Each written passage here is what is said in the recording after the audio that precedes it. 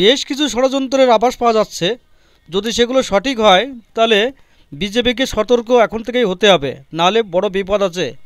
হুমায়ুন কবির যদি আলাদা নতুন পার্টি করুক বা নির্দলে দাঁড়ায়, এবং এর সাথে যদি নৌশাদ সিদ্দিকী, কংগ্রেস এবং সিপিএম এরা যদি যুক্ত হয়ে কিছু সিট জেতে, তাহলে তৃণমূলের অনেক লাভ হয়ে যাবে।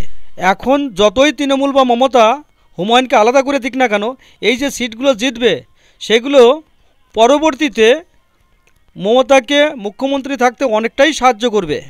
আর যদি তৃণমূল বা মমতার এটা চাল হয়, তাহলে অবশ্যই যে সিট কটাই জিতুক না কেন ওইভাবে করে সেই সিটগুলো পরবর্তীতে মমতাকেই সাপোর্ট করবে।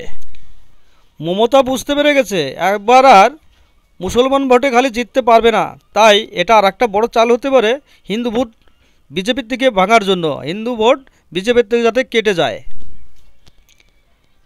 জাতি বিভাজনের জন্যে হুমায়ুন কবিরকে আলাদা করেছে, এটা উপরে উপরে দেখাচ্ছে, কিন্তু অরিজিনাল কথা ধর্ম বিভাজন আরও বেশি করে করার জন্যই ওকে আলাদা করে দেওয়া হলো।